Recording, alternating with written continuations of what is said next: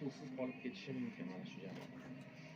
Ha, bo'lgan bunaqasi jahon chempionatlari tarixida.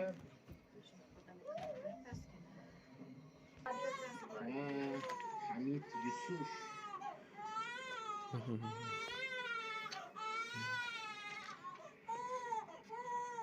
Hakam ruxsat berdi. Kasahara Luka tezlik olmoqda. Hamid Yusuf qaytara olmadi hamda Avstraliya hisobni ochdi. Bruno Avstraliya oldinda tamomila boshqa tomonga harakatlandi. To'p esa boshqa tomonga yo'naltirildi. Oldi, chalg'ita oldi. Ishonch bilan, ishonchli amalga oshirdi. Haqiqatda ham juda bir sovuqqonligi bor ekan. Yuz ko'zida ifoda shunday ekan. Mana shunday boshlash kerak edi. Qolgan sheriklariga ishonchni bag'ishlash maqsadida. Bejizga Yamani birinchi bo'lib ketmadi.